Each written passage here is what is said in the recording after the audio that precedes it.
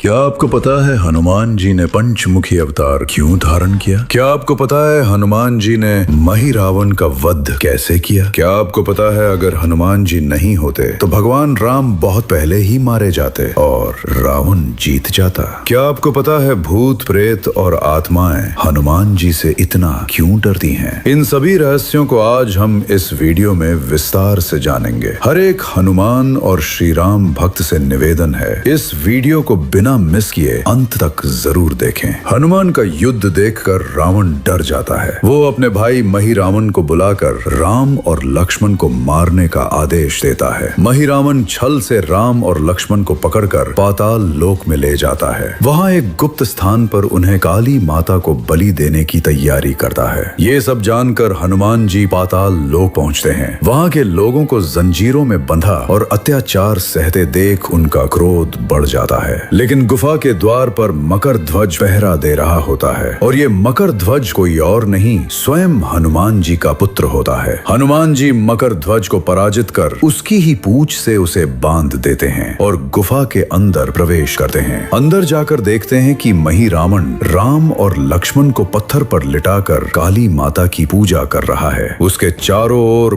भयानक राक्षस खड़े हैं। हनुमान जी सोचते हैं कि अब क्या किया जाए। तभी वे एक उपाय सोचते हैं। हनुमान जी चींटी जितने छोटे हो जाते हैं और काली माता की मूर्ति के पीछे छिप जाते हैं। फिर देवी की आवाज में जोर से कहते हैं, ओ मही रावण, क्या कर रहा है तू? तुझे जरा भी बुद्धि नहीं है क्या? मही रावण ये सुनकर चौंक जाता है। माँ, क्या सच में आप मुझसे बात कर रही हैं? मैं धन्य हो गया। मैंने क्या गलती की है माँ? मैं आज आपके लिए इन दोनों की बलि देने जा रहा हूँ। हनुमान जी देवी की आवाज में कहते हैं, पहले मुझे 100 काले मुर्गे, 100 काली बकरियां और 100 काली गायें चाहिए। अपनी माँ को क्या चाहिए इतना भी नहीं जानता। मही रावण तुरंत झुककर कहता है, माँ, अभी आपके लिए सब कुछ लाता हूँ। वो राक्षसों को आदेश देता है और सभी वहाँ से बाहर चले जाते हैं। लेकिन मही रावण वहीं बैठा रहता है और मूर्ति को देखता रहता है। हनुमान जी सोचते हैं, अगर ये यहीं रहा तो मैं राम और लक्ष्मण को कैसे बचाऊं? फिर से देवी की आवाज में कहते हैं, मूर्ख, बलि तुम दोगे या तुम्हारे सेवक? जो माँ ने मांगा है वो तुम खुद जाकर लेकर आओ। मही रावण डर जाता है और तुरंत बाहर चला जाता है। जैसे ही वो जाता है, हनुमान जी अपने असली रूप में आ जाते हैं। वे राम और लक्ष्मण को उठाने की कोशिश करते हैं, लेकिन वे बेहोश पड़े रहते हैं। उनके नाक से हरे रंग का धुआं निकल रहा होता है। हनुमान जी समझ जाते हैं कि यह मही रावण का मायावी विष है। ये देखकर हनुमान जी का क्रोध और बढ़ जाता है। अब क्या किया जाए? कैसे राम और लक्ष्मण को बचाया जाए? तभी मही रावण को अचानक शक होता है, काली माता ने कभी मुझसे इस तरह बात नहीं की और ऐसी मांग भी कभी नहीं की। राम को सब नारायण कहते हैं तो काली माता उनकी बहन हुई। क्या वो अपने भाई को बचाने के लिए मुझे धोखा दे रही हैं? तभी उसकी नजर मकर ध्वज पर पड़ती है। कौन है जिसने तुम्हें इस तरह बांधा? मकर ध्वज कहता है, प्रभु, मेरे पिता हनुमान जी यहाँ आए हैं। मैंने उन्हें रोकने के लिए युद्ध किया, लेकिन उन्होंने युक्ति से मुझे बांध दिया। ये सुनते ही मही रावण क्रोध में आकर मकर ध्वज को जोर से लात मारता है। उस वार से मकर ध्वज नीचे गिर जाता है। हैरान होकर वो दर्द से पूछता है, स्वामी, आपने मुझे क्यों मारा? मही रावण क्रोध में कहता है, अरे तुझे शक्तिशाली समझकर पाला, दरवाजे पर कुत्ते की तरह पहरा देने को रखा और जैसे ही तेरा बाप आया तूने उसे अंदर जाने दिया। अब तू मेरे किसी काम का नहीं, मर जा। ये कहते हुए वो उसे बार बार लात मारता है। मकर ध्वज आंखों में आंसू लेकर कहता है, इतने सालों तक मैं आपको ही अपना पिता मानता रहा और आज आप मेरी वफादारी का ऐसा अपमान कर रहे हैं। वो खून से लथपथ होकर जमीन पर गिर जाता है। मही रावण हनुमान क्या कर रहा होगा ये सोचकर तेजी से गुफा के अंदर भागता है। उसी समय हनुमान राम और लक्ष्मण को जगाने की कोशिश कर रहे होते हैं। तभी मही रावण वहां पहुंच जाता है। ओ वानर, ये सब तेरी चाल है ना? मुझे पहले ही पता था। काली माता ऐसी मांग कभी नहीं करती। तू मेरी माता की आवाज बनकर मुझे ही धोखा देगा। इतना कहकर वो हथौड़े से से हनुमान के सीने पर जोरदार वार करता है। उस वार से हनुमान दूर जा गिरते हैं। देख मेरे हाथों का ये खून देख, पता है ये किसका है? ये तेरे बेटे मकरध्वज का खून है। तुझे अंदर जाने देने की सजा मैंने अभी उसे दी है। अभी भी वो आखिरी सांस ले रहा है। बचपन से जानता था कि वो तेरा बेटा है, फिर भी उसे कुत्ते की तरह अपने पास रखा। अब उसकी जरूरत खत्म। पहले तुझे और तेरे राम लक्ष्मण को मारूंगा फिर तेरे बेटे को भी अपने हाथों से खत्म कर दूंगा। ये सुनते ही हनुमान का खून खौल उठता है। वे हवा से भी तेज दौड़ते हुए आते हैं और अपनी गदा से महिरावण के सिर पर जोरदार प्रहार करते हैं। एक ही वार में उसका सिर शरीर से अलग होकर गिर जाता है। धिक्कार है, तू कैसा राजा है? मेरा पुत्र मकरध्वज तुझे अपना स्वामी मानकर अपने पिता से भी लड़ गया। वफादारी उसमें है, तुझ में नहीं। तभी नीचे गिरा महिरावण का सिर लुढ़कते हुए वापस उसके शरीर से जुड़ जाता है। ये देखकर हनुमान भी चौंक जाते हैं। महिरावण हंसते हुए कहता है, तू मुझे कितनी भी बार मार ले, मैं बार बार जीवित होता रहूंगा। ये वरदान मुझे काली माता से मिला है। आज 2 नहीं 3 बलि दूंगा। हनुमान बार बार उस पर हमला करते हैं, लेकिन हर बार महिरावण फिर से जीवित हो जाता है। तब महिरावण सोचता है अब समय बर्बाद नहीं करना चाहिए। वो अपनी मायावी शक्ति से हनुमान को दूसरी दुनिया में भेज देता है। हनुमान प्रभु प्रभु पुकारते हुए एक सुंदर फूलों के वन में गिरते हैं। उठकर चारों ओर देखते हैं। जहाँ तक नजर जाती है बस फूल ही फूल दिखाई देते हैं। ये जगह पाताल लोक जैसी नहीं लग रही। वहाँ के पेड़ हरे रंग का धुआं छोड़ रहे होते हैं। हनुमान समझ जाते हैं यही वह स्थान है जहाँ से महिरावण का विष आता है। तभी पेड़ों की जड़ें आकर उन्हें जकड़ने लगती हैं। हनुमान अपनी अग्नि शक्ति से उन जड़ों को जला देते हैं। सारी जड़ें जलकर राख हो जाती हैं। तभी उन्हें किसी स्त्री के रोने की आवाज सुनाई देती है। वे घबराकर चारों ओर देखते हैं, कौन है वहाँ? तभी उन्हें एक कन्या दिखाई देती है जिसे पेड़ों की जड़ों से बांधकर रखा गया है। वो दर्द से रो रही होती है। उसे देखकर हनुमान को अशोक वाटिका में सीता माता की याद आ जाती है। माता आप कौन हैं? आपको किसने इस तरह बांधा है? वो कहती है, मैं नागकन्या चंद्रसेनी हूँ। एक दिन मैं और मेरे पिता पाताल लोक के लोगों को बचाने आए थे, लेकिन उस दुष्ट महिरावण ने मेरे पिता को मार डाला और मुझे विवाह के लिए मजबूर करने लगा। मना करने पर उसने मुझे इस मायावी वन में कैद कर दिया। इस सुनकर हनुमान की आंखें लाल हो जाती हैं। रावण ने सीता माता का अपहरण किया और उसके भाई ने तुम्हारा। ये दुष्ट कभी नहीं सुधरेंगे। हनुमान कहते हैं, माता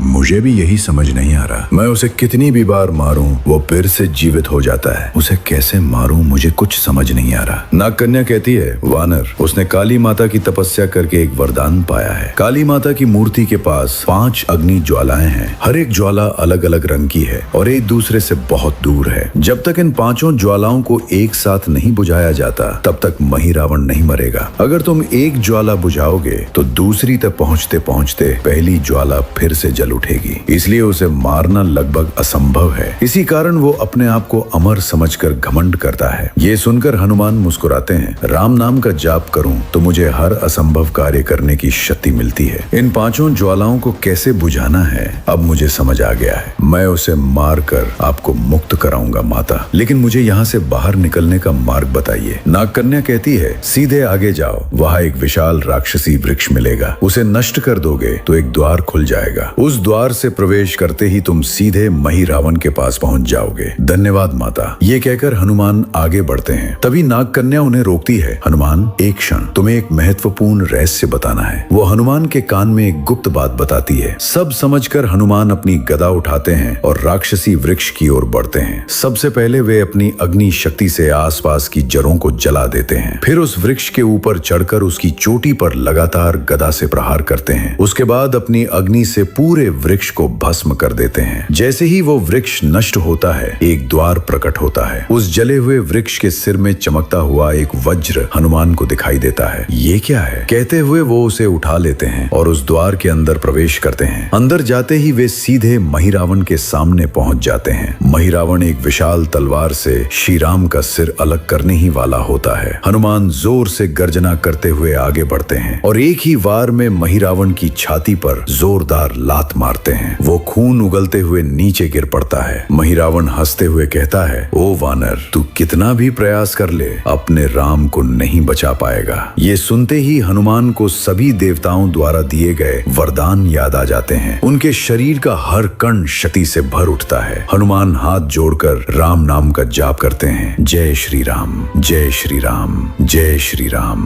तभी उनके मस्तक से एक दिव्य प्रकाश प्रकट होता है और उनके सिर से एक साथ 4 और मुख प्रकट होते हैं। एक मुख वराह स्वरूप का, एक मुख गरुड़ स्वरूप का, एक मुख नरसिंह स्वरूप का और एक मुख हयग्रीव स्वरूप का। इस प्रकार हनुमान पंचमुखी अवतार धारण करते हैं। महिरावन हंसते हुए कहता है, तू कुछ भी कर ले वानर, मुझे नहीं मार सकता। सैनिकों, इस वानर को तुरंत मार डालो। भूत प्रेत और राक्षस सभी हनुमान पर आक्रमण करने आते हैं, लेकिन जैसे ही वे पंचमुखी स्वरूप को देखते हैं उनके शरीर कांपने लगते हैं। हनुमान की गर्जना से भूत प्रेत भी भय से थरथराने लगते हैं। उन्हें ऐसा लगता है जैसे स्वयं शिव का रुद्र रूप सामने खड़ा हो और वे सभी डरकर वहां से भाग जाते हैं। ये देखकर महिरावन चिल्लाता है, कहां भाग रहे हो कायरों। तभी हनुमान एक भयंकर गर्जना करते हैं और अपने 5 मुख एक साथ खोलकर प्रचंड वेग से वायु प्रवाहित करते हैं। वायु देव की शक्ति से वो वायु इतनी तेज होती है कि एक ही क्षण में 5 अग्नि ज्वालाएं बुझ जाती हैं। ये देखकर महिरावन स्तब्ध रह जाता है। इस वानर को इन ज्वालाओं का रहस्य कैसे पता चला? फिर भी वो हंसते हुए कहता है, तू बड़ा मूर्ख है वानर, ये सोच लिया कि इन 5 ज्वालाओं को बुझाने से मैं मर जाऊं। तभी हनुमान आंखें बंद करते हैं और नाग कन्या चंद्रसेनी की बात याद करते हैं। चंद्रसेनी ने कहा था, जैसे ही तुम 5 अग्नि ज्वालाओं को एक साथ बुझाओगे, काली माता की मूर्ति के सामने एक स्वर्णिम मधुमक्खी प्रकट होगी। वो मधुमक्खी बहुत तेज होगी, तुम्हें तुरंत उसे पकड़कर मारना होगा, तभी महिरावन का अंत होगा। अगर तुमने एक पल भी देर की तो 5 अग्नि ज्वालाएं फिर से जल उठेंगी और महिरावन पहले से भी कई गुना शक्तिशाली हो जाएगा। ये सब याद करके हनुमान आंखें खोलते हैं और देखते हैं वो स्वर्णिम मधुमक्खी उनके सामने प्रकट हो चुकी है। हनुमान तेजी से उस मधुमक्खी को पकड़ने के लिए बढ़ते हैं। तभी महिरावन उन्हें रोकने के लिए मायावी अस्त्र चलाता है। हनुमान उन सभी अस्त्रों को सहजता से टाल देते हैं और अपनी गदा सीधे महिरावन की छाती पर दे मारते हैं। महिरावन जमीन पर गिर पड़ता है। उसकी छाती पर गदा जकड़ जाती है। वो कितना भी प्रयास करे गदा को हिला नहीं पाता। इसी बीच हनुमान बड़ी मुश्किल से उस मधुमक्खी को पकड़ लेते हैं। हनुमान महिरावन के सामने खड़े होकर कहते हैं, तुझे और तेरे भाई रावण को कब समझ आएगा कि किसी स्त्री को उसकी इच्छा के विरुद्ध बलपूर्वक ले जाना उसी स्त्री के कारण तुम्हारे विनाश का कारण बनता है। आज तुझे मारने का उपाय भी उसी स्त्री ने बताया है जिसे तूने बंदी बनाकर रखा था। चंद्रसेनी, आज तेरी मृत्यु निश्चित है। इतना कहकर हनुमान उस मधुमक्खी को अपने हाथों से मसल देते हैं। उसी क्षण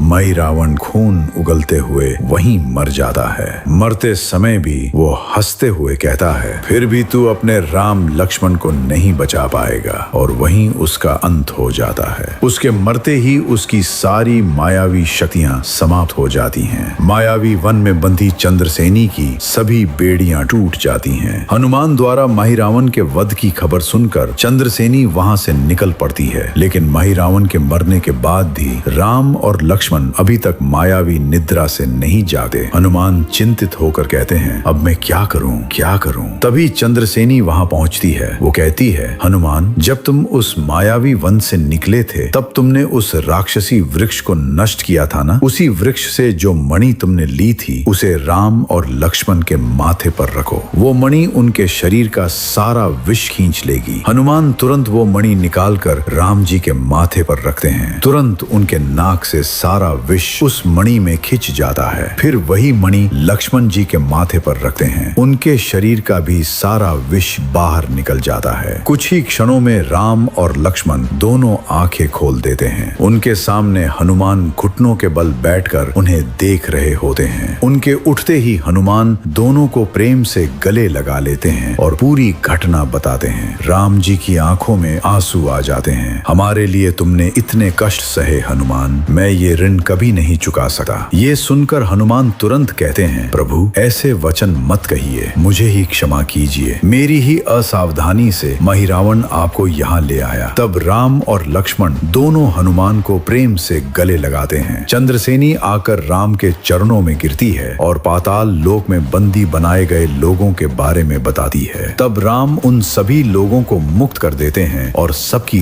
रक्षा करते हैं। फिर वे सभी पृथ्वी पर लौटने के लिए आगे बढ़ते हैं। तभी गुफा के बाहर उन्हें घायल अवस्था में पड़ा मकर ध्वज दिखाई देता है। तुरंत हनुमान दुख से भरकर मकर ध्वज को उठाते हैं और अपनी शक्ति से उसके सभी घाव भर देते हैं। राम जी पूछते हैं, हनुमान ये कौन है? ये बिल्कुल तुम्हारी तरह दिखता है, लेकिन इसमें मकर का रूप भी है। हनुमान झुककर कहते हैं, प्रभु ये मेरा पुत्र मकर ध्वज है, और उसके जन्म की पूरी कथा बताते हैं। राम जी मुस्कुराते हैं और मकर ध्वज के सिर पर हाथ रखकर आशीर्वाद देते हैं, तुम हनुमान के पुत्र हो, तुम मेरे भी मित्र हो। मकर ध्वज आंसू भरकर कहता है, प्रभु मुझे क्षमा करें, आपके प्राण संकट में होने के बावजूद भी मैंने अपने स्वामी को दिए वचन के कारण अपने पिता को अंदर नहीं जाने दिया। राम जी कहते हैं, नहीं मकर ध्वज, तुमने अपना वचन निभाया, इसमें तुम्हारी कोई गलती नहीं है, लेकिन एक बात हमेशा याद रखना, जब भी कोई अधर्म का साथ देता है तो अनेक निर्दोष लोगों का जीवन नष्ट हो जाता है। अब तक तुम अधर्म के पक्ष में थे, अब एक बार धर्म के पक्ष में खड़े होकर देखो। मुझे एक वचन दो, आज से तुम पाताल लोक के राजा बनोगे और इस राज्य के लोगों को कोई कष्ट नहीं होने दोगे। मकर ध्वज मुस्कुराकर कहता है, आज से मैं पाताल लोक के सभी लोगों की रक्षा करूंगा, और ये वचन मैं अपने पिता हनुमान की शपथ लेकर देता हूँ। ये सुनकर हनुमान उसे प्रेम से गले लगा लेते हैं। इसके बाद हनुमान राम और लक्ष्मण को अपने कंधों पर बैठाते हैं और अपनी शक्ति से आकाश में उड़ जाते हैं। उनकी गति इतनी तेज होती है कि ऊपर की धरती भी फटने लगती है। वे उड़ते हुए अंततः भूतल पर पहुंच जाते हैं। जैसे ही वे पृथ्वी पर आते हैं, सूर्योदय हो जाता है। आकाश में उड़ते हुए राम, लक्ष्मण और हनुमान को देखकर रावण समझ जाता है उसका भाई महिरावण मर चुका है और अब अगला नंबर उसका है। अगर उस रात हनुमान पाताल लोक नहीं गए होते तो आज हम रामायण की कहानी कुछ और ही सुन रहे होते। यही है पंचमुखी हनुमान अवतार के पीछे की सच्ची कथा। हनुमान जी से जुड़ी और भी अद्भुत कहानियां हमारे चैनल पर मौजूद हैं। एक भी वीडियो मिस मत कीजिए। इस वीडियो को देखने वाले हर व्यक्ति और उनके परिवार पर श्री राम और हनुमान जी की कृपा सदैव बनी रहे। अगर आपको हनुमान जी प्रिय हैं तो कमेंट में लिखें, जय बजरंग बली, जय बजरंग बली।